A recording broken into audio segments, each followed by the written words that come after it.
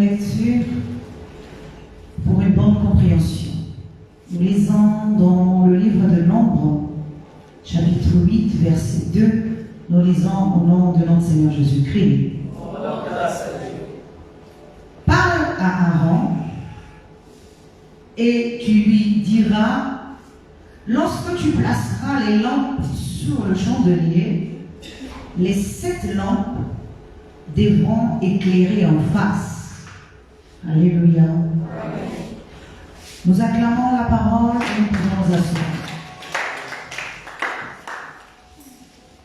Comme vous le savez, notre thème de cette année est la grâce, tiré de Luc chapitre 1, verset 25.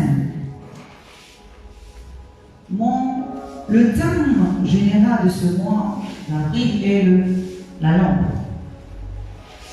Et mon soutien de ce matin est les lampes du chandelier. Alléluia. Comme vous le savez, j'ai déjà expliqué plusieurs fois depuis le début de ce mois, c'est quoi la lampe. Je vous ai dit que la lampe, spirituellement parlant, puisqu'il ne s'agit pas d'une lampe physique, mais d'une lampe spirituelle, c'est l'esprit de l'homme. Je vous ai dit aussi que c'était le contenu, parce qu'il y a une différence entre le contenu et la forme, ou encore le fond et la forme. L'esprit, c'est aussi ce qui est caché, qui doit être révélé. C'est aussi un être.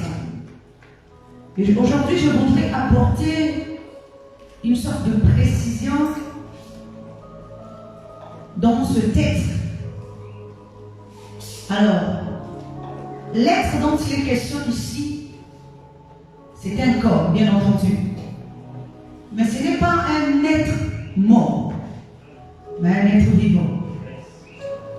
Parce qu'il y a une différence entre être non éclairé et être éclairé.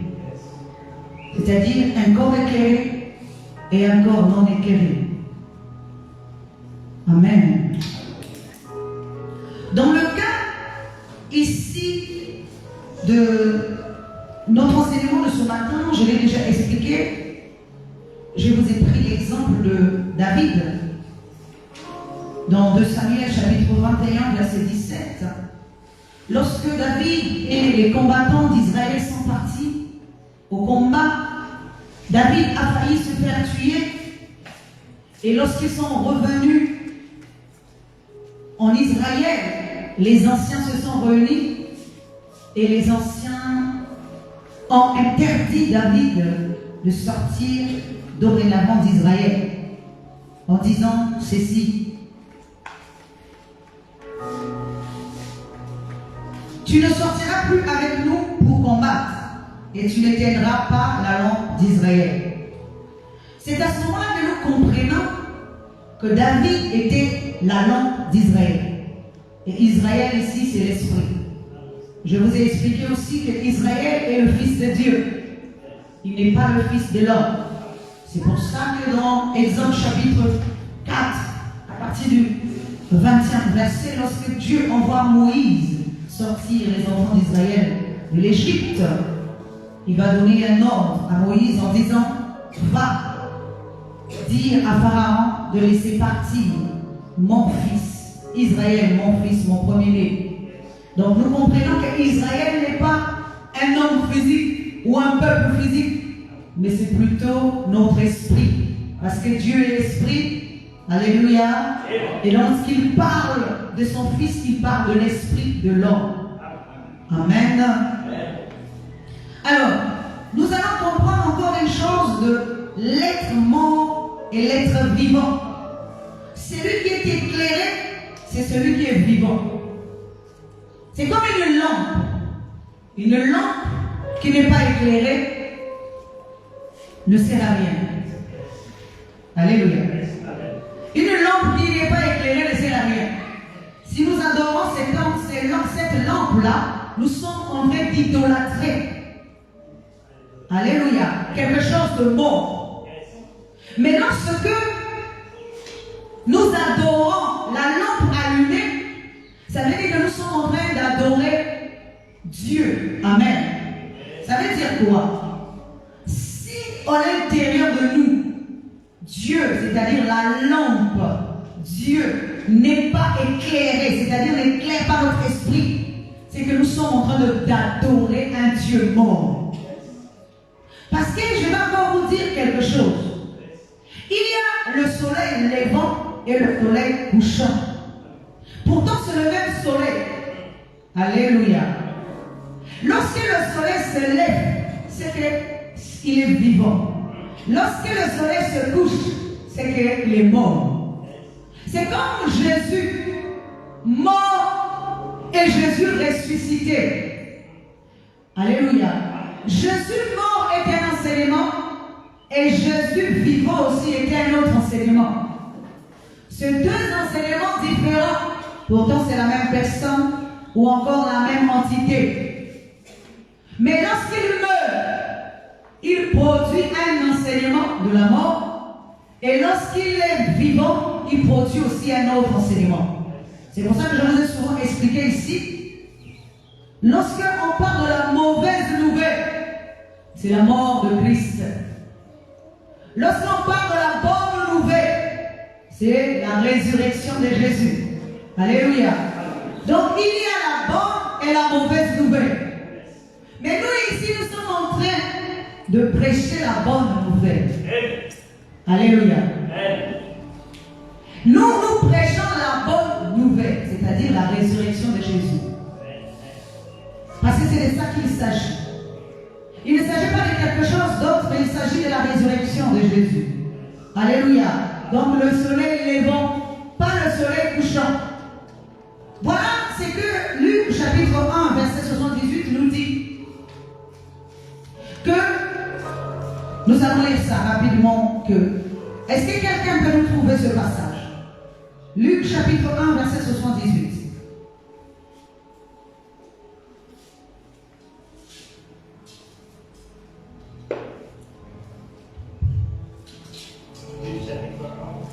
Luc chapitre 1, verset 78.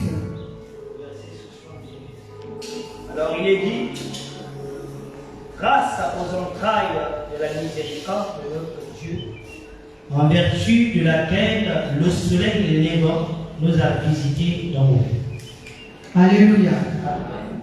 Donc nous n'avons pas été visités par le soleil couchant, mais par le soleil levant. Alléluia. Le soleil qui se lève, c'est-à-dire la lumière qui se lève dans l'esprit de l'homme. C'est pour ça que ici il est dit grâce aux entrailles de la miséricorde de Dieu, en vertu que nous avons été visités par le soleil levant. Et quand on parle du soleil levant, c'est Jésus-Christ. Et le soleil couchant, ça va être Moïse. Alléluia. Amen. Parce qu'il y en a un qui apporte la mort et l'autre apporte la vie. L'autre apporte la lumière. Alléluia. Pour revenir à David,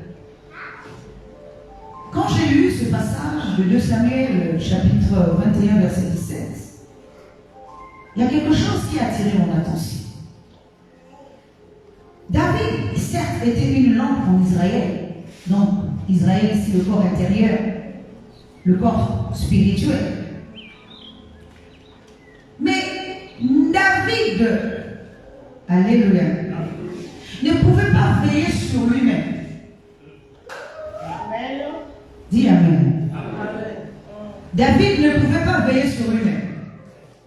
Parce que la lampe ne veille pas sur elle-même. Amen. La lampe est veillée par le corps. Alléluia. C'est pour ça que Jésus pouvait dire aux disciples, vous n'avez même pas pu veiller une heure. Alléluia.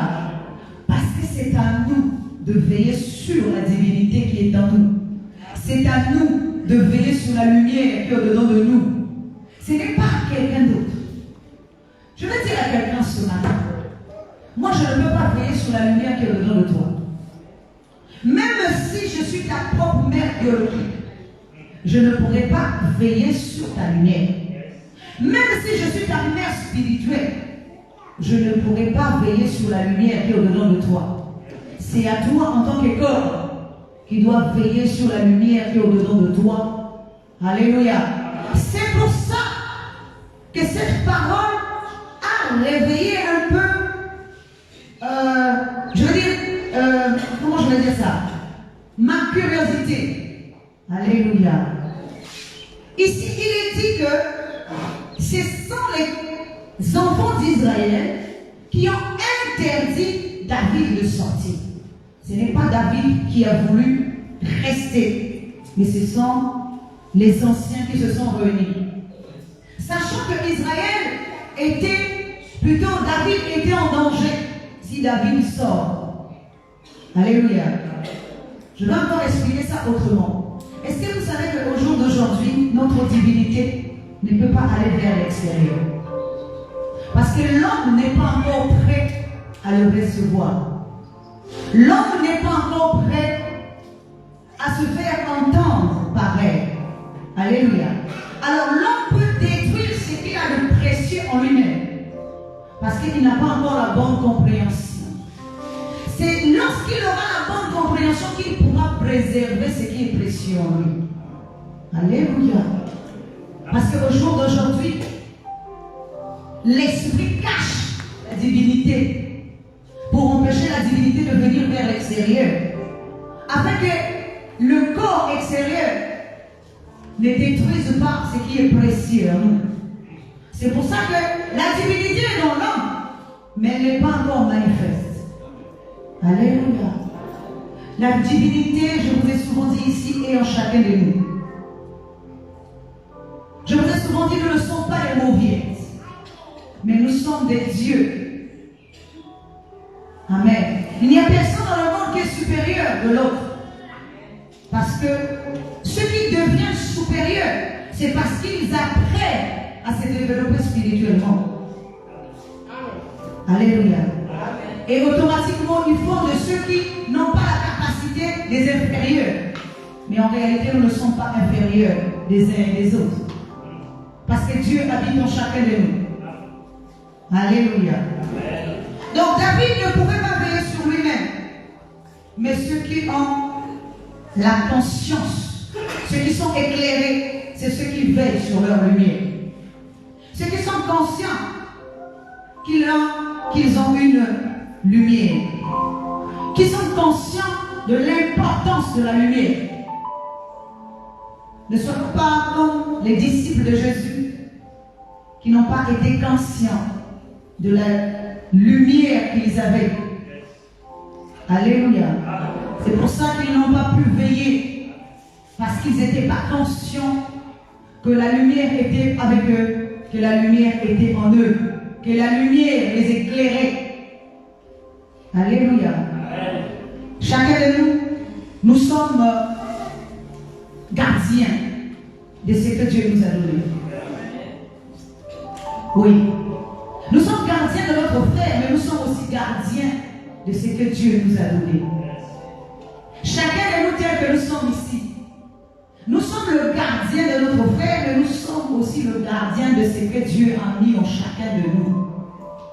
De son onction, de sa divinité, de son corps spirituel, de tout ce que nous avons reçu comme patrimoine spirituel au-dedans de nous.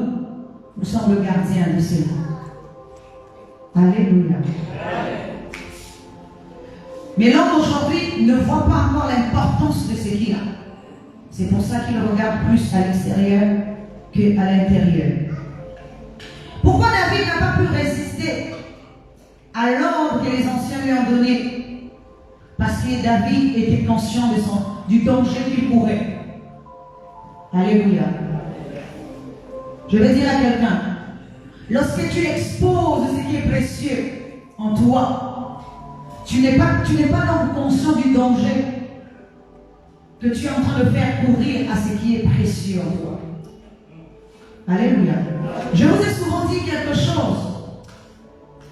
Un fils ne grandit pas dans la lumière, mais un fils grandit dans l'ombre et il fait son apparition en tant que mature. Alléluia. C'est pour ça que dès les 12 ans de Jésus jusqu'à ses 30 ans, Jésus, on ne sait pas ce qui s'est passé dans sa vie. Parce qu'il devait grandir pour atteindre la maturité spirituelle afin de réapparaître. Alléluia. Amen. Il y a des moments où dans la vie il faut reculer pour mieux sauter. Ce n'est pas de la faiblesse. Alléluia. Il y a des moments où il faut se faire petit et humble. Ce n'est pas de la faiblesse. C'est parce que nous cherchons à faire grandir ce qui est à l'intérieur de nous. Afin que cela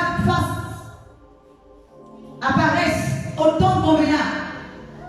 Je vais vous dire encore une chose. La nourriture de Dieu ne se mange pas à n'importe quel moment. Elle se mange au temps convenable, au temps du soir. Au temps où l'intelligence de l'homme s'arrête. Au temps où l'obscurité a pris le dessus. C'est à ce moment-là que nous mangeons les choses de Dieu. C'est au temps du soir. Alléluia. David n'a pas pu résister parce qu'il était conscient du danger qu'il pouvait courir. Il ne voulait pas éteindre non plus la lampe d'Israël, puisque c'est ce qu'il incarnait. Et on doit préserver la divinité en nous, de toutes les manières. Alléluia. Alors là, il s'agit de la lampe, mais nous allons parler du chandelier. Le chandelier ici, c'est le corps divin qui est reparti en 7 flammes, 7 lampes différentes. Or, si chaque flamme s'exprime individuellement, Israël sera éclairé comme partie. Ça veut dire quoi? Si nous arrivons à allumer qu'une seule lampe au-dedans de nous, notre esprit sera éclairé comme partie. Mais il faut allumer toutes les lampes qui sont représentées par, je l'ai dit, les 7 esprits de Dieu, pour comprendre ce qui est caché, ce qui doit être révélé à l'homme. Alléluia. Donc les lampes, une seule lampe ne suffit pas à éclairer tout l'être intérieur que nous sommes. Israël ne doit être éclairé dans son entièreté, c'est-à-dire l'esprit doit être éclairé dans sa totalité. Il ne peut pas être éclairé une partie et une autre partie dans l'obscurité. Ça va être comme un gâteau qui a été cuit d'un côté et de l'autre côté il n'a pas été cuit. Alléluia.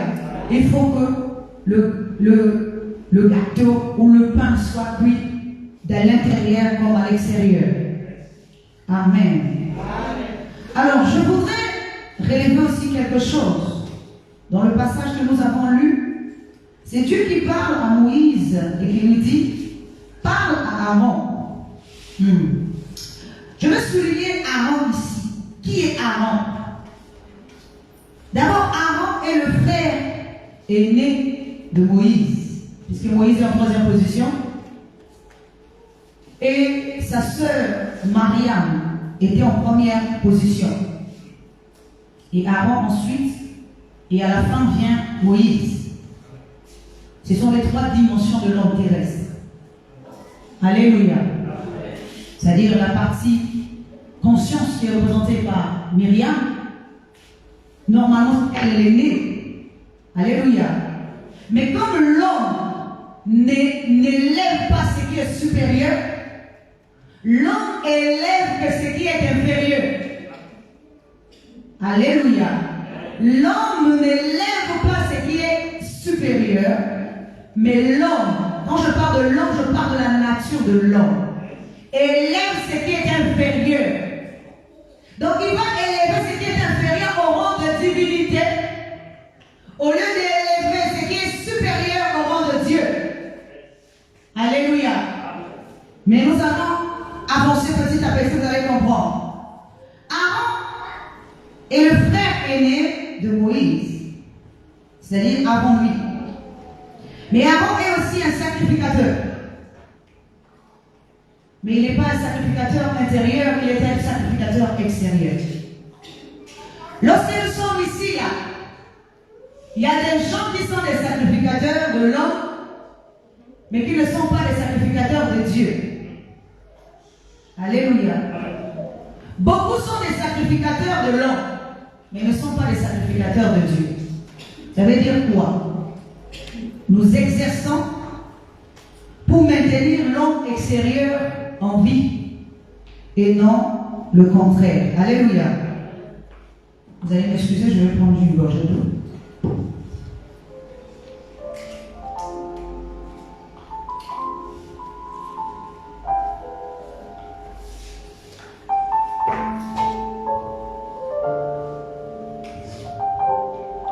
Alors, le sacrificateur extérieur ne peut jamais maintenir la flamme allumée pour toujours. Amen. Si nous marchons selon l'homme extérieur, certes nous allons arriver à allumer la lampe, mais ça ne va pas être une lampe intérieure, ça va être une lampe extérieure. Et nous n'allons pas la maintenir éveillée longtemps. Alléluia. Parce que nous sommes dans l'homme. Et l'homme est un corps éphémère. Ce n'est pas un corps éternel. Mais lorsque nous marchons selon l'homme intérieur et que nous arrivons à devenir des sacrificateurs intérieurs, nous pouvons maintenir cette flamme allumée pour toujours. Alléluia. Aaron est un sacrificateur dont le peuple tout entier dépend de lui. Alléluia. Je prends encore un exemple. Tout un peuple, comme lorsque je suis en train de prêcher ici, les gens, vous à l'extérieur, vous êtes en train de dépendre d'un pasteur. Alléluia. Parce que ça se passe à l'extérieur. Amen. Mais à l'intérieur, ça ne se passe plus comme ça. Vous ne dépendez plus de moi, mais vous dépendez de celui qui est à l'intérieur de vous. Pourquoi? Parce que vous-même, vous devenez sacrificateur. Vous-même, vous faites le service à l'intérieur. Et à l'intérieur, ça se passe entre toi et Dieu. Parce que tu allumes la lampe et toi-même tu veilles sur cette lampe. Alléluia. Aaron est un sacrificateur extérieur dont tout le peuple dépend de lui. Il n'y a personne d'autre. Ça veut dire, Aaron ici, le sacrificateur, là, c'est un corps. Alléluia. C'est le prophète. C'est lui qui peut parler à la place de son Dieu. Alléluia. C'est lui qui peut parler à la place de son Dieu. C'est comme nous, lorsque Dieu nous communique les choses, il passe aussi par une personne. Dieu ne va pas descendre du ciel pour venir te parler. Mais Dieu passera toujours par quelqu'un pour te parler. Comme l'homme aussi passera toujours par quelqu'un pour te parler. Est-ce que nous sommes en train de comprendre? Si l'homme veut te détourner de Dieu, il passera toujours par une personne pour te parler. Et si tu n'es pas dans le discernement, si tu n'es pas dans l'intelligence spirituelle, tu vas être facilement dénaturé, détrôné. Alléluia. Tu vas perdre ce qui est précieux en toi. Tu vas vendre ton droit de naissance. Et tu ne sauras pas que tu as tout perdu. Alléluia. Amen. Le sacrificateur extérieur fait un service extérieur. Il est un prophète qui prend de l'intérieur pour l'amener vers l'extérieur. C'est pour ça que Aaron est le prophète de Moïse. Alléluia. Aaron n'est pas le prophète de Dieu, mais Aaron est le prophète de Moïse. Alléluia. Exode chapitre 7, verset 1. Voici ce qu'il est dit à Moïse. Vois, je te fais Dieu devant Pharaon, et Aaron, ton frère, sera ton prophète. Alléluia. Je voudrais demander à quelqu'un ce matin, de qui veux-tu être prophète? Prophète ici, c'est le corps qui interprète soit Dieu, soit l'homme. De qui veux-tu être prophète? Aaron devient le prophète de son frère, alors que Aaron est né. Donc Aaron est né encore plus bas que son frère. Alléluia. En réalité, si je comprends bien, dans la lignée de Aaron, il y a la conscience qui est la seule. Il y avait aussi l'esprit qui est Aaron. Mais Aaron était assujetti au corps. Alléluia. Alléluia. Parce que Moïse incarne le corps qui va prendre le dessus sur l'esprit et la conscience qui était en lui-même. Alléluia. Je prends encore un autre exemple. Lorsque nous affectionnons le corps, est-ce que nous nous rendons compte que nous prenons ce qui est inférieur à nous, nous élevons plus que l'esprit, nous élevons plus que la conscience divine qui est au-delà de nous? Alléluia. Et nous faisons du corps un Dieu sur les autres, un Seigneur, un maître. Parce que l'esprit va commencer à travailler pour le corps. Alléluia. Tout ce que le corps a aujourd'hui, c'est ce que l'esprit lui donne. Amen. L'esprit et le corps n'a rien. Mais tout ce que le corps a aujourd'hui, toute la capacité lui vient de l'esprit. Amen. Parce que l'esprit prend de Dieu et l'esprit insouffle au corps et le corps devient intelligent. Et le corps devient celui qui est vu. Pendant ce temps, ce n'est pas lui qui fournit tous les efforts. Les efforts viennent de l'intérieur. Et de l'intérieur, ça vient de Dieu. C'est pour ça que notre regard ne doit pas être tourné vers l'extérieur. Parce que lorsque notre regard est tourné vers l'extérieur, nous adorons, nous élevons ce qui est mort en nous, ce qui n'a pas de vie. Parce que le corps, en réalité, n'a pas de vie. Amen. Nous idolâtrons ce qui n'a pas de vie. Lorsque notre regard se tourne vers l'intérieur, ça veut dire que là, nous avons allumé les lampes en nous. Amen. Et nous sommes rentrés dans le corps divin. Alléluia. Le prophète de l'homme doit laisser la place au prophète de Dieu. Alléluia. Je dis à quelqu'un ici, tu n'es pas appelé à devenir prophète de l'homme pour enseigner l'homme. Tu es appelé à devenir un prophète de Dieu pour enseigner Dieu.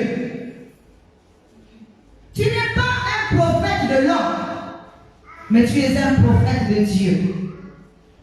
Pour cela, tu dois connaître les choses de Dieu pour pouvoir les transmettre.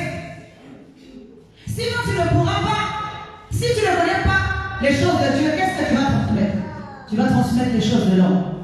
Et si tu transmets les choses de l'homme, tu deviens prophète de l'homme et non de Dieu. Tu ne peux pas devenir prophète de Dieu et transmettre l'homme. Non. On devient prophète de celui qu'on connaît et celui qu'on peut transmettre. Lorsque je suis en train de parler ici, je ne parle pas de moi-même, mais je suis en train de te parler de Dieu. Ça veut dire que je comprends les choses de Dieu et je te les transmets. Alléluia. Afin que toi aussi tu deviennes un prophète pour Dieu. Dieu emprunte mon corps. Dieu emprunte ma bouche pour parler à travers moi. Alléluia. C'est la même chose que nous devons devenir. Des prophètes pour Dieu. Pas des prophètes pour l'homme. Alléluia. Il est dit que Aaron devait être le prophète de son frère, donc de l'homme. Pourquoi on parle de frère? Ça veut dire que l'esprit et le corps sont frères, parce que c'est deux corps. Alléluia. Qui sont pareils. Mais il y en a un qui est terrestre, l'autre qui est spirituel. Alléluia. C'est pour ça qu'il est dit que le premier sera assujetti au plus jeune. Amen. C'est comme Aaron qui va être assujetti au plus jeune, qui est représenté par Moïse. Amen. Je veux dire à quelqu'un quelque chose ce matin. J'aimerais que dans ton esprit, que tu puisses te revolter. Tu dois te dire dans ton esprit que tu ne dois jamais, alléluia, être assujetti à quelqu'un.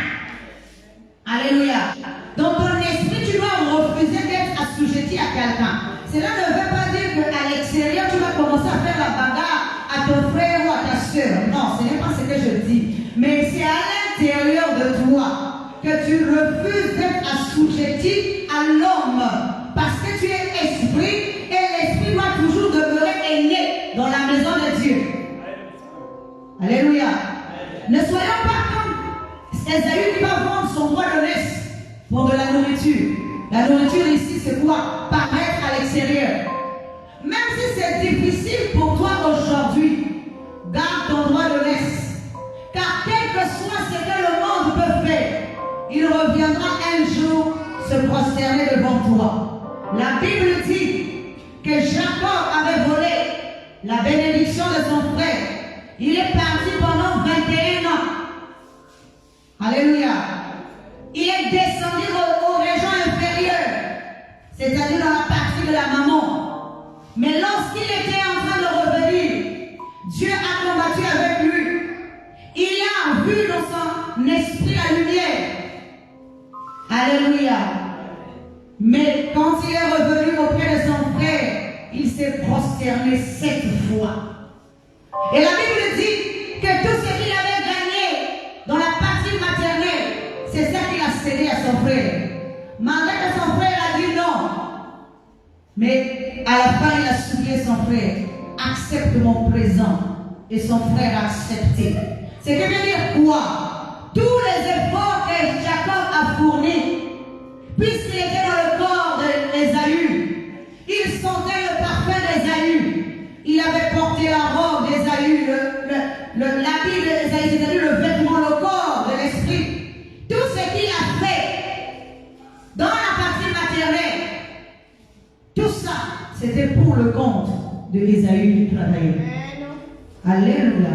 Je veux dire à quelqu'un, quand tu fais du mal à quelqu'un, je te dis ce matin, quand tu fais du mal à quelqu'un, et si cette personne n'est pas faible, si cette personne résiste à tout ce que tu es en train de lui faire, sache que tout ce que tu es en train de faire là, alléluia, même si tu peux progresser, même si tu peux atteindre des niveaux, je ne sais pas comment spirituellement, tout ce que tu amasses là, reviendra tôt ou tard à celui à qui tu as récupéré. Alléluia.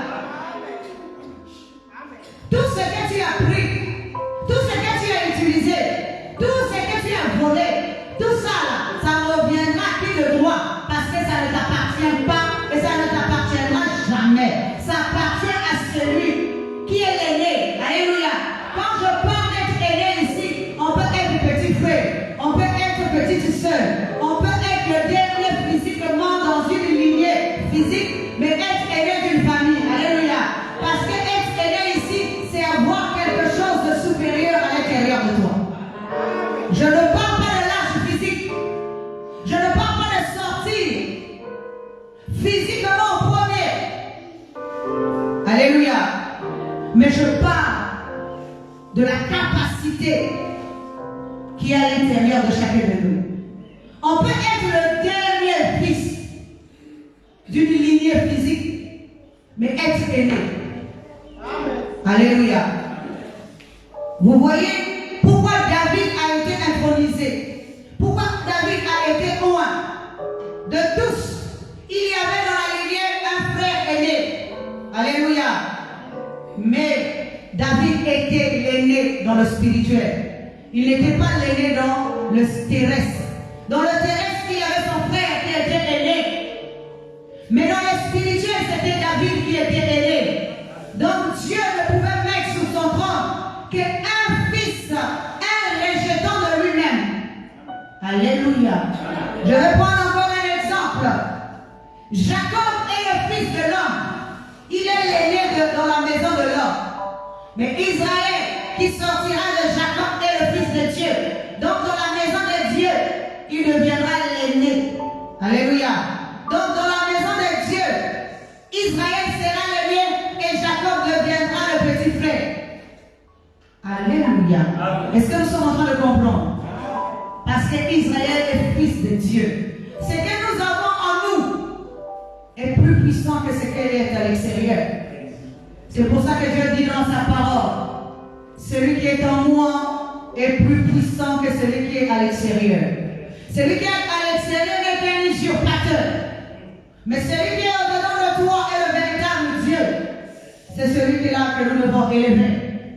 C'est celui-là que nous devons honorer. C'est celui-là que nous devons donner la première place. Dieu est à l'intérieur de chacun de nous. Il n'est pas à l'extérieur.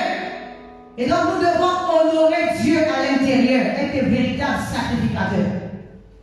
Pas les sacrificateurs extérieurs, mais les sacrificateurs intérieurs. Le prophète de l'homme, qui est la nature terrestre, ne peut jamais élever l'homme à la perfection. Jamais.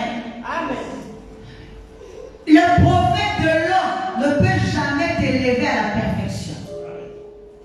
Or, pour atteindre la divinité, devenir comme le Christ, la mesure de la stature parfaite de Christ, il faut la perfection. Mais le prophète de l'homme va t'enseigner les choses terrestres qui vont encore t'éloigner de la perfection. Mais le prophète de Dieu t'enseignera la perfection pour que tu deviennes parfaite. Alléluia. Vous pourrez lire dans Hébreux chapitre 7, si quelqu'un peut nous trouver ça en entendant que j'avance. Chapitre 7, verset 9. La loi ne peut rien emmener à la perfection. Mais Jésus emmène à la perfection.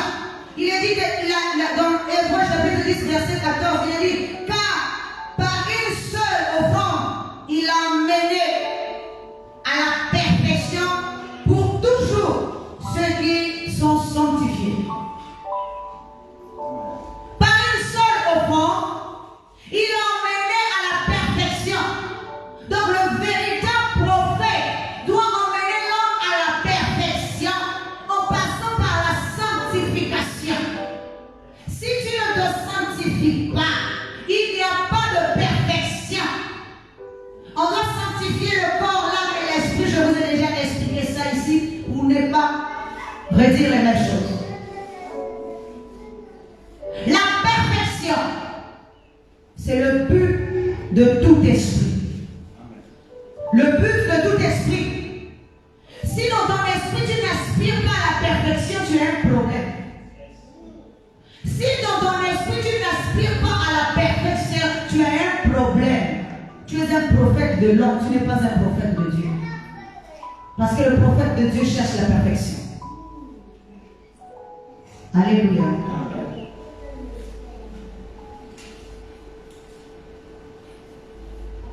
Apocalypse 6, et plutôt 1:6, nous dit ceci.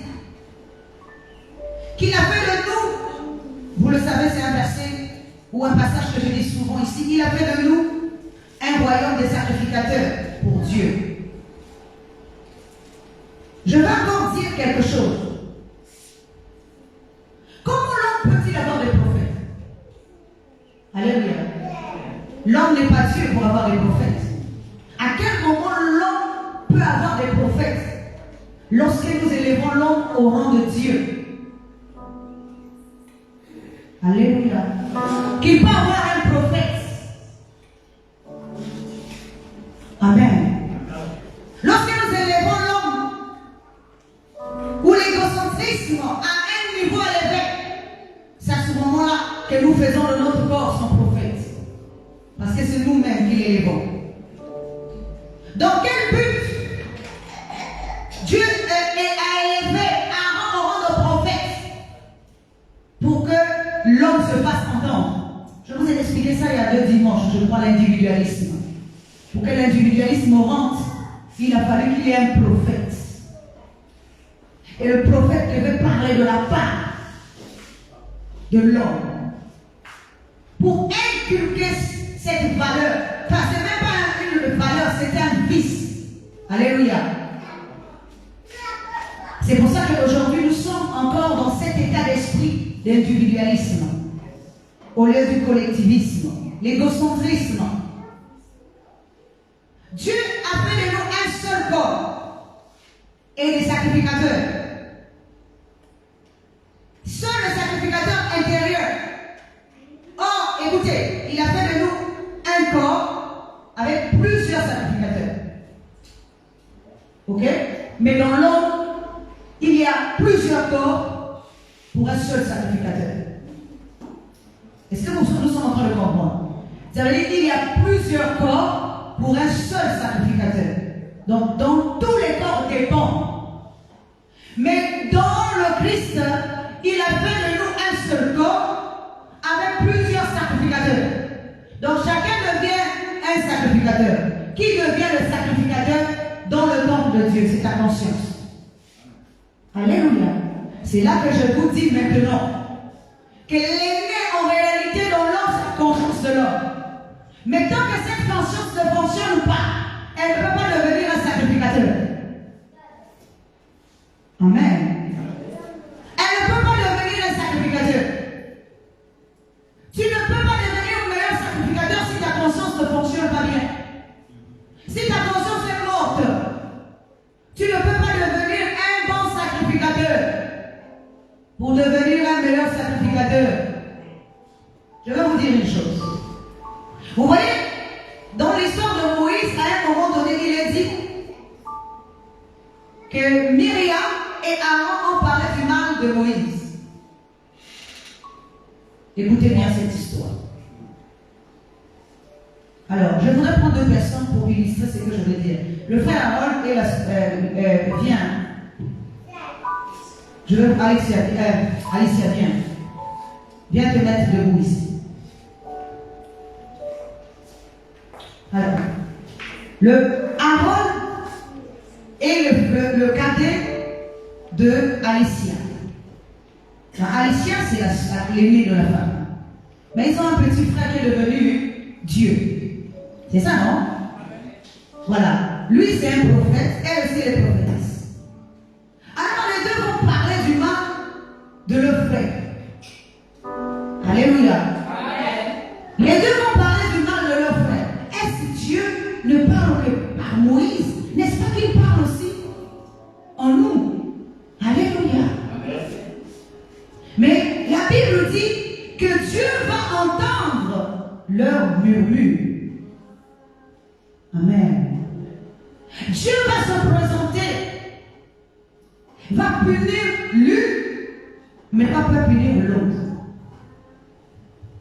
Dites Amen. Alors, rapprochez-vous.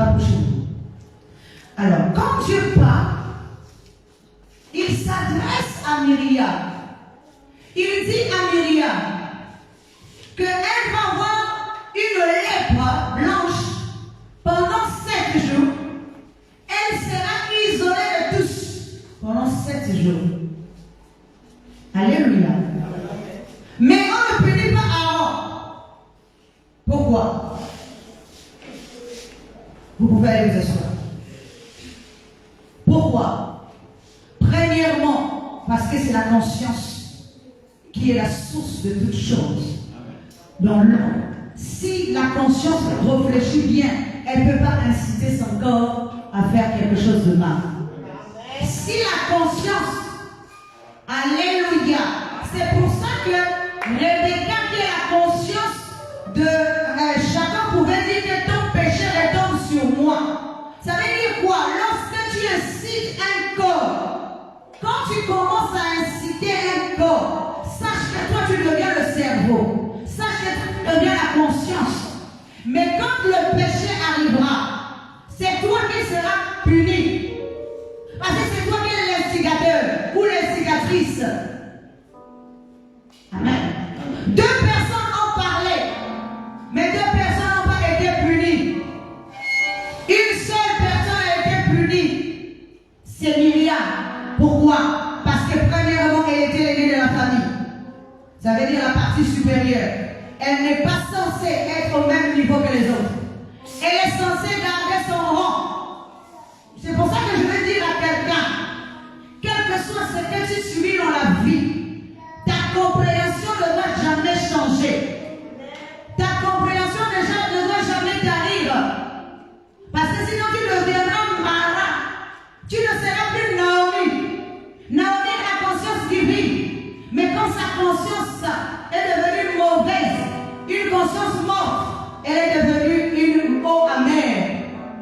Une eau qui ne pouvait plus altérer les gens. Et réellement qu'il fallait qu'elle soit renouvelée. Et pour être renouvelée, il a fallu qu'elle se trouve un nouveau corps. Et son corps, c'est Ruth, qui représente le corps de la vie, le corps de la lumière. Et c'est elle qui va lui donner un fils dans sa vieillesse. Alléluia. Tel que nous sommes ici, amen. Tel que nous sommes ici, nous avons besoin que notre conscience soit toujours forte. Alléluia. C'est pour ça, même si tu vois d'autres personnes en train de parler les uns les autres, ça c'est de la petitesse. Un esprit qui a grandi, une conscience qui a grandi ne s'arrête pas aux petites choses. Une conscience qui a grandi doit grandir, rester l'aîné. Alléluia. C'est à toi de réprimander, c'est à toi de redresser, c'est à toi de reprocher, mais pas de la mauvaise manière. Parce qu'on ne redresse pas avec la chicotte, mais on redresse avec l'amour. Je vous ai souvent dit ici qu'il y a une différence entre le Dieu de l'Ancien Testament et du Nouveau Testament. Le Dieu de l'Ancien Testament était celui qui faisait trembler tout le monde.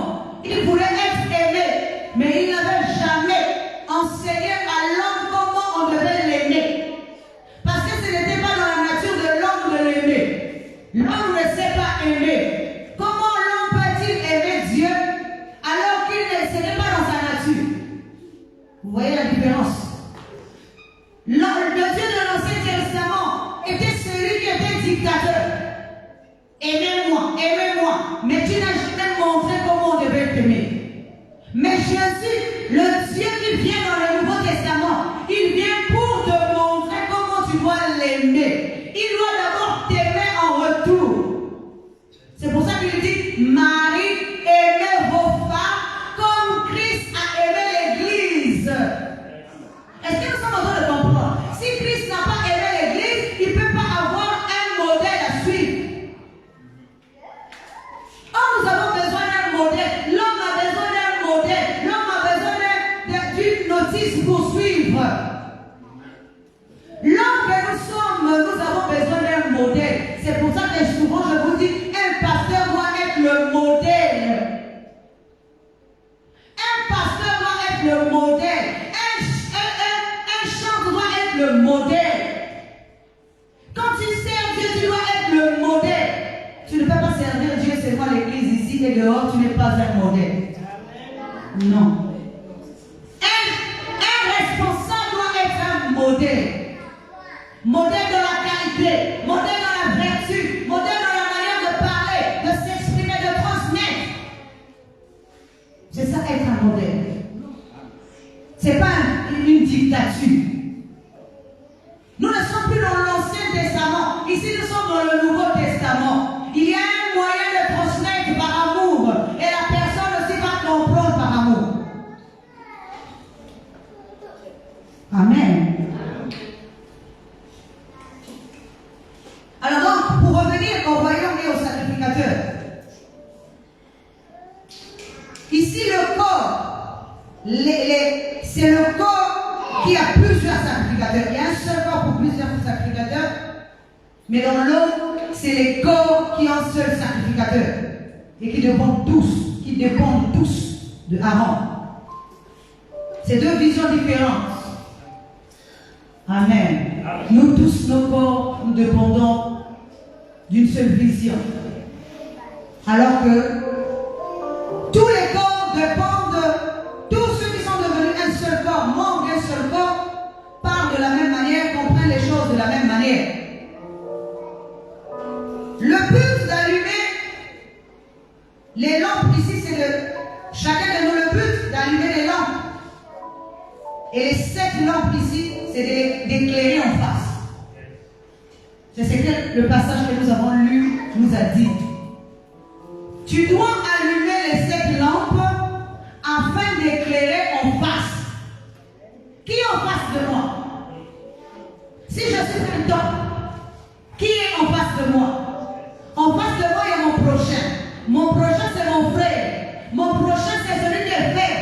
C'est pourquoi il est dit, vous qui êtes forts, vous devez soutenir les plus Si Jésus vient en tant que lumière éclairer le corps, c'est que le corps n'était pas éclairé. Il faut que le corps aussi soit éclairé. En face de moi, il y a mon prochain. En face de moi, il y a moi-même. C'est comme si je me regarde dans un miroir. Amen. Lorsque nous nous regardons dans le miroir, nous ne devons pas voir le visage physique d'une personne, mais nous devons voir l'image de Dieu dans ce miroir spirituel. Mais si notre esprit n'est pas éclairé, si les lampes intérieures ne sont pas allumées, nous ne pourrons pas voir dans le miroir spirituel. Alléluia. Je vais prendre un exemple. Si le miroir spirituel est dans la maison qui est ton corps, et que ce corps n'est pas éclairé, tu ne pourras jamais regarder un miroir dans le noir. C'est pas ça. Même dans le physique. Si tu es dans une maison qui n'est pas éclairée, il y a un miroir. Tu risques même de crier si tu vois ton ombre dedans. Alléluia. Parce que tu vas pouvoir regarder ton corps. Amen. Dis Alléluia. Parce que pour voir l'image qui est correcte, pour ne pas voir l'image sombre, pour ne pas te voir comme un fantôme, il faut que tu éclaires ta maison afin que le miroir apparaisse correctement. Amen. La seule image que tu dois porter, c'est l'image de Jésus. Il n'y a pas d'autre image sur cette terre. On ne peut pas porter l'image de l'homme, mais on porte l'image de Jésus. Parce qu'il est dit de la même manière que nous avons porté l'image terrestre, nous porterons aussi l'image céleste. C'est qu'il y a une image terrestre et une image céleste. Mais nous ne sommes pas des terrestres, mais nous sommes des célestes. Donc notre devoir, notre ambition, notre objectif est de porter l'image céleste. C'est ça notre objectif de tout chrétien, du Fils de Dieu, pas du Fils de l'homme. Parce que le Fils de l'homme portera toujours l'image de l'homme. Mais le Fils de Dieu portera l'image de Dieu. Nous devons éclairer la partie faible qui est notre corps, parce que nous devons ramener notre corps à l'esprit. Le corps, c'est la croix dont chacun de nous doit se charger. Je vous ai souvent expliqué ici, il est dit, tous ceux qui veulent venir après moi doivent se charger de leur croix et me suivre. Tu ne peux pas aller à la divinité sans te charger de ta croix. Ça veut dire emmener ton corps à la dimension de l'esprit. Ton corps est le frère de ton esprit. Mon frère en face de moi est mon frère. Mais celui-là, je dois aussi l'emmener à la dimension de l'esprit comme mon corps. Je dois l'emmener à la dimension de l'esprit. Nous avons la même capacité. Il n'y a personne qui est plus grand que l'autre. On va nous faire croire que nous devons dépendre de quelqu'un. Mais moi, je vous enseigne que vous ne devez pas dépendre de moi, mais vous devez dépendre de Jésus qui est à l'intérieur de vous. Alléluia. Ne dépendez pas de moi, mais dépendez de Jésus qui est à l'intérieur de chacun de nous. Amen. Est-ce que vous savez que les 7 lampes allumées sont aussi les fils de la révélation? Amen. Parce que la révélation est un corps.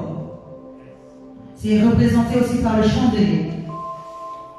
Et les fils de la révélation, ce sont les 7 lampes qui doivent s'exprimer à la fin des temps. Au temps du soir. Les fils de la révélation. Romains chapitre 8, verset 19.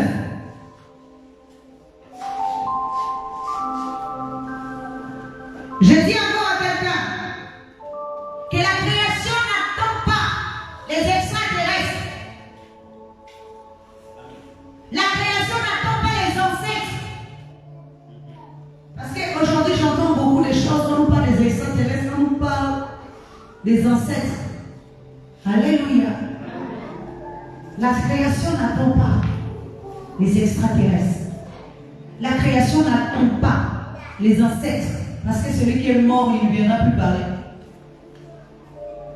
Et quand je parle des ancêtres ici, je vais dire à quelqu'un quelque chose. Alléluia. Un ancêtre. C'est comme... Vous voyez, je vais vous donner une image pour que vous puissiez comprendre. Vous voyez un serpent.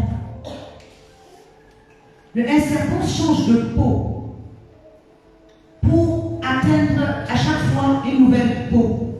C'est comme l'homme qui part de Adam, le premier, jusqu'à Adam, le dernier.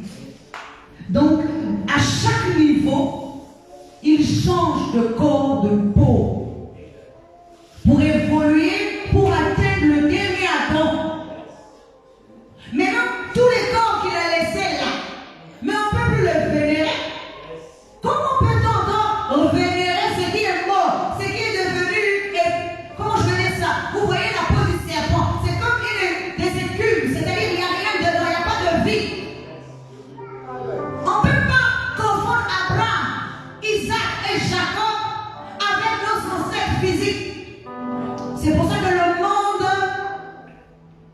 est un peu perdu, parce qu'il manque la compréhension. On ne peut pas confondre Abraham, Isaac et Jacob, qui sont l'être humain lui-même, les dimensions de l'homme. Parce que Dieu dit qu'il n'est pas le mort, mais le vivant. Et il dit que donc, si Abraham, Isaac et Jacob sont vivants, ils sont vivants où? S'ils sont vivants physiquement, on les trouverait quelque part.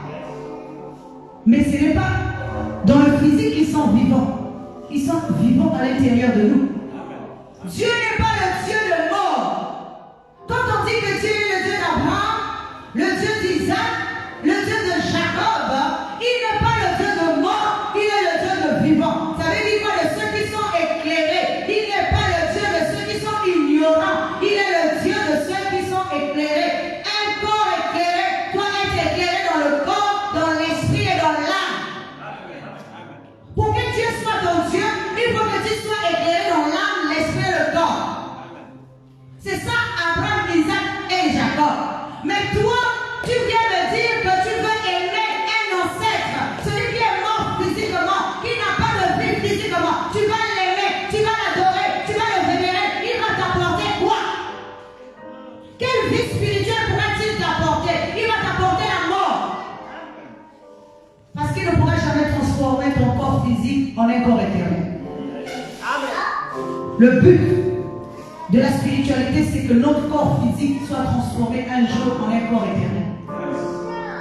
C'est pour ça que Paul dit, nous ne mourrons pas tous. En un sang de trompette, nous serons changés. Et Paul va jusqu'à dire, nous les vivants, nous ne dévancerons pas ceux qui sont morts. Alléluia. Nous les vivants, nous ne dévancerons pas ceux qui sont morts. Il dit encore, nous ne mourrons pas tous. Il y a des gens qui ne meurent pas. Je ne parle pas d'une mort physique. Ça veut dire qu'il y a des gens qui restent éclairés, l'esprit reste éclairé tout le temps. Ils ne meurent pas. Leur esprit est éclairé. Qu'on fasse ce qu'on veut, qu'on les étouffe, qu'on veuille les détruire, ils ne meurent pas. Parce que leur esprit, même dans la tombe, spirituellement parlant, reste éclairé. Amen. Alléluia. Il y a des gens qu'on ne peut pas étouffer. Même si on te prend tout. Alléluia. Physiquement, on t'a tout pris. On t'a pris tout ce qui est du monde. On te prend mari, femme, enfant, bonheur, l'argent. On te prend tout dans le but d'éteindre ce qui est en toi. Mais même si on t'envoie dans la mort, même dans la mort, là, tu vas encore sous ta tombe. Dis Amen. Amen. C'est ça qui est écrit dans la parole. Il dit que même dans le tombeau, il veille sur son tombeau. Alléluia. Ça veut dire que Jésus veille sur son corps. Il est dans le tombeau, mais il veille sur son corps. Pourquoi? Pour que le corps ressuscite. Il ne peut pas ressusciter sans ce corps. Donc il est obligé d'enseigner le corps pour que le corps se relève et pour qu'il aussi ressuscite avec ce corps. Il veille sur son tombeau. Il y a des gens ici, là. On ne peut pas étouffer ce qu'ils ont. Ce sont les esprits éclairés. Amen. Je dis à quelqu'un, ne soyez pas tentés à adorer un aïeul qui est mort depuis des années. Oh mon père là, oh ma mère là, oh mon grand-père. Ton grand-père est mort, il ne va rien t'apporter. Amen. Ne confondez pas ce qui est physique et ce qui est spirituel. Or, lorsque nous parlons d'Abraham, Abraham est au-dedans de toi. Lorsque nous parlons d'Isaac, Isaac est au-dedans de toi. Lorsque nous parlons de Jacob, Jacob est au-dedans de toi. Il n'est pas à l'extérieur de toi. Si Dieu est à l'intérieur de toi, Dieu est vivant des vivants. Il aussi communique la vie à Abraham, il communique la vie à Isaac, il communique la vie à Jacob à l'intérieur de toi.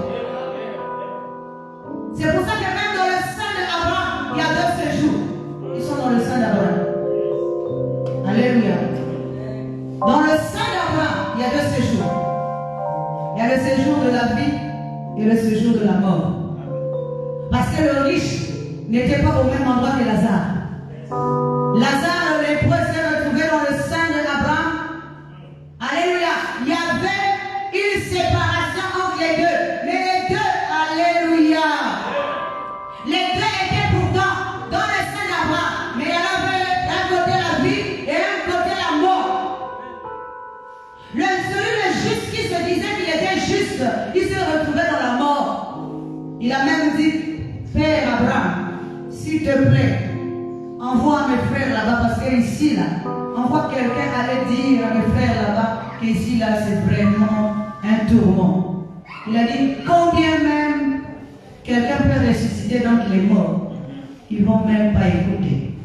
Ça, c'est la réponse d'Abraham. Ça veut dire quoi? Il savait que le pauvre Lazare, qui s'est retrouvé dans le tombeau, il était vivant.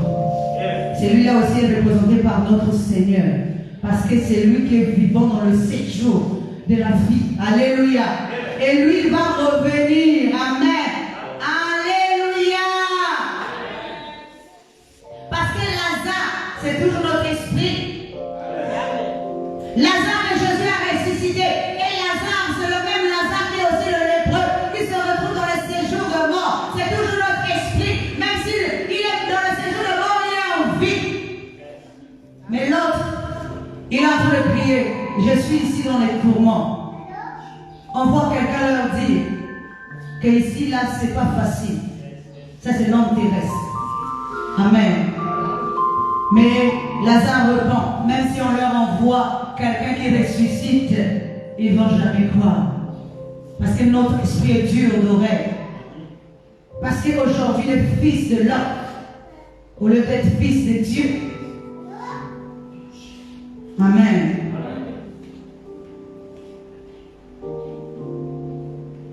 Oui, donc je disais qu'il y a des corps qui flottent. Tous ceux qui croient. Je vais encore revenir sur quelque chose de tout à l'heure. Ceux qui croient aux ancêtres, vous êtes dans le faux. Ceux qui croient aux extraterrestres, vous êtes dans le faux. Amen. Ceux qui sortent de leur corps là, vous êtes aussi dans le faux. Parce que le véritable divin doit convertir son corps physique à la divinité. Amen. Ne doit pas sortir de son corps. Sinon, il devient un faux Dieu, un corps flottant. Alléluia. Lorsque la révélation, la création n'attend pas, comme je disais, ceux qui croient aux extraterrestres ou ceux qui sortent de leur corps, c'est pas cela. Depuis que le monde est monde, il y a combien de gens qui peuvent vous dire qu'ils sont sortis de leur corps? Qu'est-ce qu'ils ont apporté au monde? Est-ce qu'ils ont changé le monde? Pourtant, ils sortent de leur corps, ils sont devenus des dieux. Ils sortent de leur corps. Maintenant, ils apportent quoi au monde? Le monde ne les attend pas. Le monde attend les fils de la révélation. C'est ceux qui vont révéler la divinité dans le corps. C'est de ceux-là qu'il s'agit. Ceux qui vont révéler la divinité dans le corps physique que nous sommes. Je sais que c'est quelque chose que vous c'est quelque chose qui va arriver. Ceux qui vont révéler la divinité dans le corps que nous sommes. Ne croyez pas quand on parle en enlèvement que moment vous allez aller en haut. Alléluia. Dis Amen. Le monde attend le fils de la révélation. Ceux qui vont révéler la divinité dans le corps. Amen. Les fils de la révélation. Est-ce que vous savez que dans Apocalypse 14, verset 6, il est dit: je vis un autre ange qui volait par le milieu du ciel, ayant un évangile éternel pour l'annoncer aux habitants de la terre, à toute nation, à toute tribu, à toute langue. Alléluia. Dis Amen.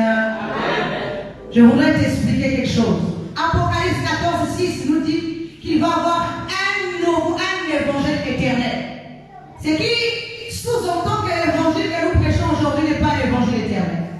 C'est pas ça. Alléluia. Il est dit que Apocalypse 14, c'est pas moi qui l'invente, c'est écrit dans la Bible. Amen. Je ne peux qu'interpréter ce qui est écrit. Il est dit dans Apocalypse 14, verset 6, que Jean voyait un ange qui volait au milieu du ciel avec un évangile éternel pour annoncer cela aux habitants de la terre, à toute nation, à toute tribu, à tout peuple. Il annonce un évangile éternel. C'est pas moi qui l'ai écrit, c'est écrit dans la Bible. Je ne l'ai pas inventé. Apocalypse 14, verset 6. Ça veut dire quoi? Que les fils de la révélation viendront avec un évangile autre. Alléluia. Pour éclairer l'esprit de l'homme. Amen. Amen. Parce que ce sont les fils de la révélation qu'on attend, qui vont manifester Dieu à l'extérieur. Ce n'est pas là on ne va plus manifester Dieu à l'intérieur, on va manifester Dieu à l'extérieur. C'est de ça que Dieu est en train de vouloir nous enseigner. Amen. Les fils de la révélation ne sont pas les petits, c'est des géants. Quand je parle de géants, ça ne veut pas dire géant dans le physique. Ça veut dire géant en capacité. Et ils sont déjà dans le monde.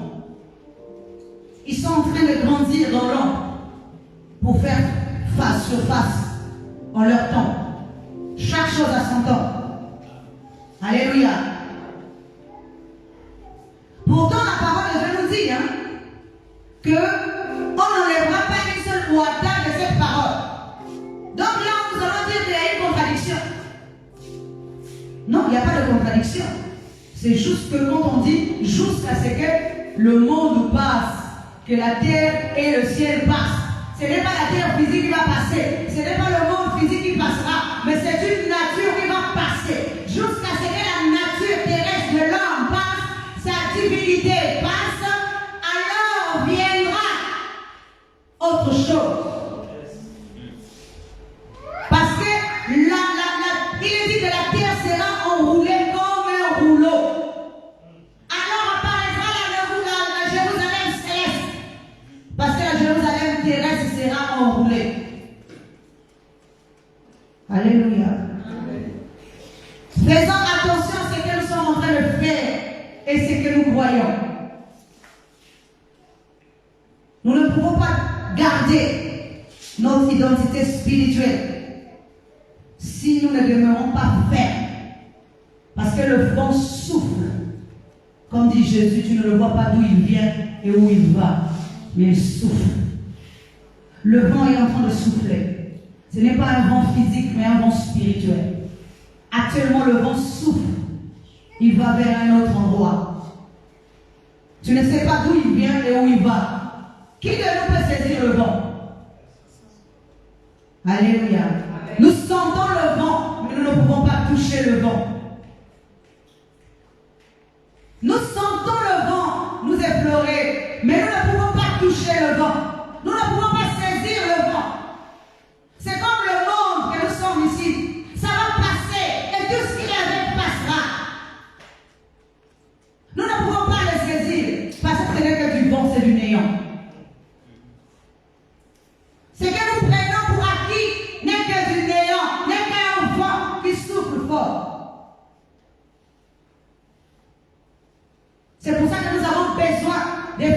de la révélation.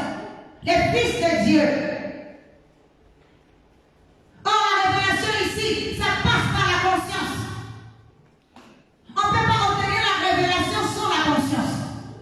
C'est pour ça que la conscience doit être une conscience vierge, une conscience pure.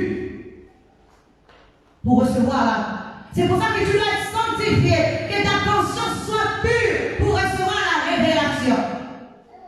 Pour entrer dans la révélation. Pour transmettre dans ton corps la révélation. Amen.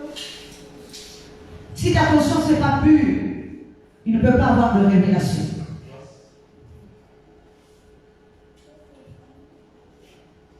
Et sachez que dans le royaume de Dieu, pas de l'homme, dans le royaume de l'homme, on élève le dernier.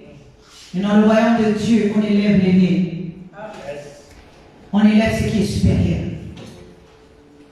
C'est pour ça que Jésus est l'aîné en toutes choses. Jésus restera supérieur. Amen. Il est dit qu'il retire le pot du fumier et l'indigent de la poussière pour le faire asseoir sur le trône. Alléluia. Pourquoi? Parce que lorsque Dieu te façonne, lorsqu'il te taille, il te donne une forme, même si tu étais le dernier de l'homme, il te fera devenir le premier dans sa maison. Amen. Je vais prendre un exemple palpable qui est biblique. Voyez-vous, il y a une histoire entre Jonathan et David. Au moment où David n'était rien, Jonathan l'a cédé tout ce qu'il avait. Jonathan était place dans la maison de son père, dans la maison de l'homme. Ça veut dire que l'homme nouveau qui cède sa place à la divinité représentée par David. Il lui donne un manteau, il lui donne une épée, il lui donne une ceinture. Amen. Écoutez bien. Écoutez bien. David a refusé de prendre le casque, la cuirasse, l'épée, l'armure de Saoul pour combattre Goliath. Mais David a accepté de prendre du fils de Saoul son manteau, son épée et ses vêtements. Alléluia.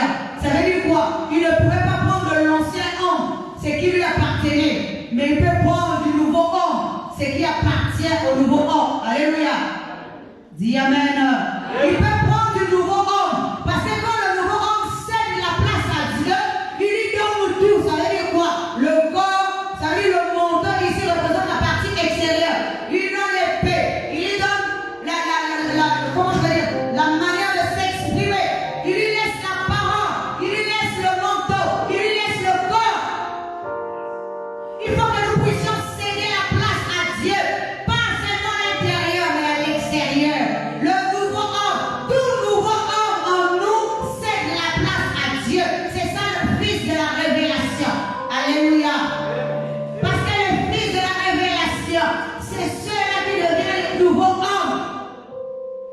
Pas le fils de l'homme, pas l'homme lui-même, pas l'ancien homme, mais il devient fils de l'homme, le nouveau homme.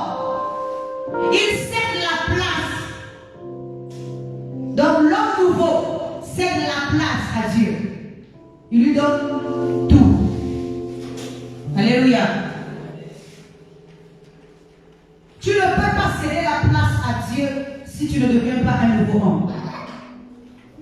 Parce que Dieu ne peut pas prendre quelque chose de l'ancien homme. Alléluia. Dieu ne peut rien prendre de l'ancien homme. Dieu ne peut, alléluia. Dieu ne peut rien prendre de l'ancien homme.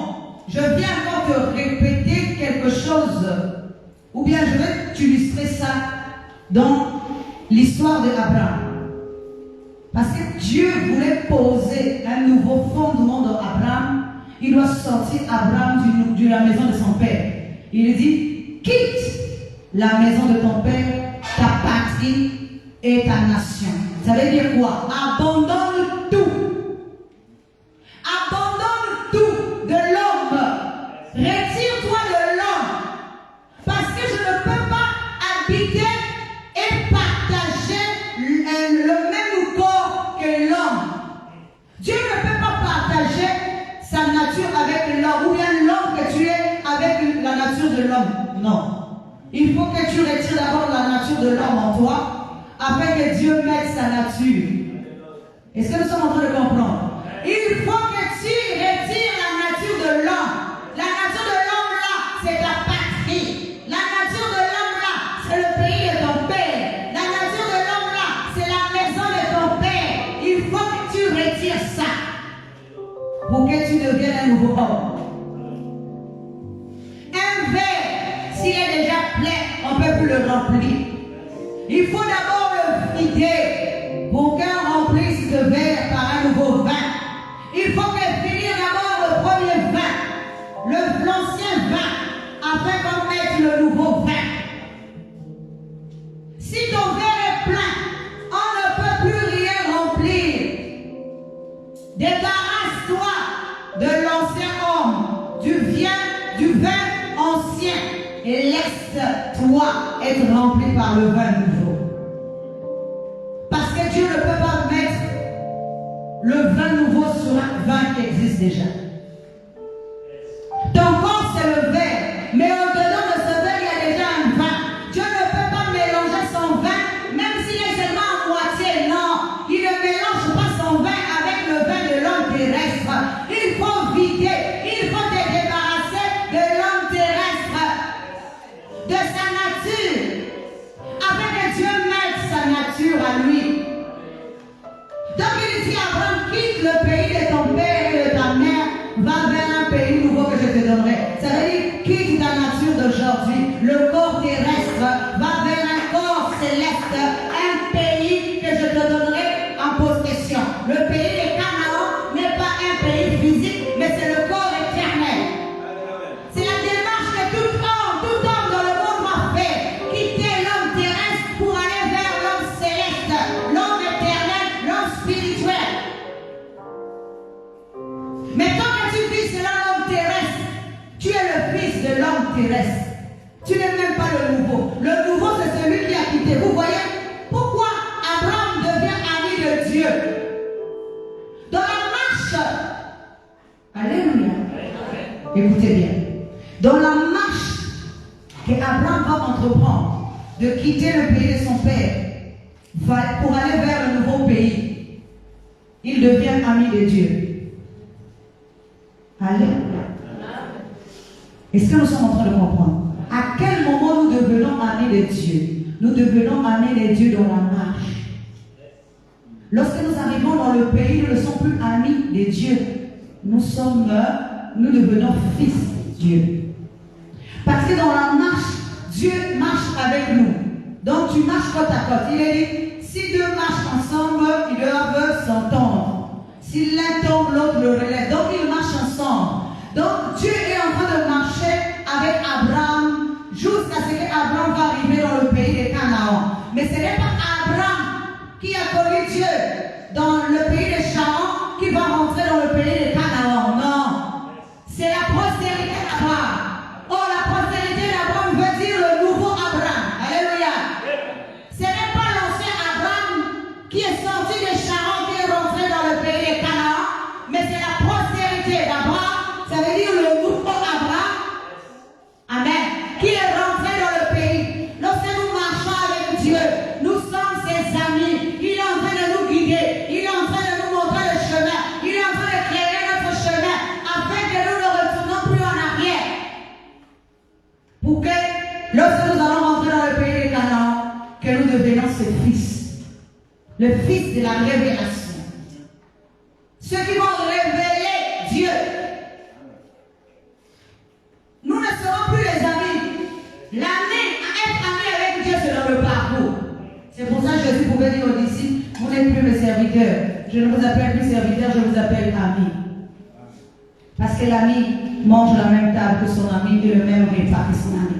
Mais le serviteur ne mange pas à la même table que son ami et il mange autre chose. Pour revenir à Jonathan, voilà, la pensée est revenue. Pour revenir à Jonathan, quand Jonathan est mort ayant cédé sa place à David, Jonathan avait un fils. Alléluia. Mephibosheth. Il était un infirme. Alléluia. Mais Mephibosheth est devenu ami de David. Pourquoi? Parce que quand David a commencé à chercher, il a dit, quelqu'un connaît-il un membre de la famille de Jonathan pour que je lui fasse du bien? Alléluia. Quand tu cèdes ta place à Dieu, Dieu cherchera. Attendez, les générations de toi en génération. Alléluia. Parce qu'il va te faire du bien jusqu'à 1000 générations. Pourquoi? Parce que tu lui as donné avant que lui ne te donne. Donc tu dois d'abord lui céder ton corps et lui te donnera maintenant le corps éternel. Si tu ne lui cèdes pas d'abord ce corps-là, il ne peut jamais te donner le corps éternel. Il y a toujours un échange entre Dieu et l'homme. Alléluia. Cède-lui le corps et lui te donnera le corps éternel. C'est pour ça qu'il demande à Mephibosheth, pour revenir à Mephibosheth. Mephibosheth va manger à la table de David. Alléluia. Va manger à la table de David. Alors que dans la cité de David, les infirmes ne pouvaient pas rentrer.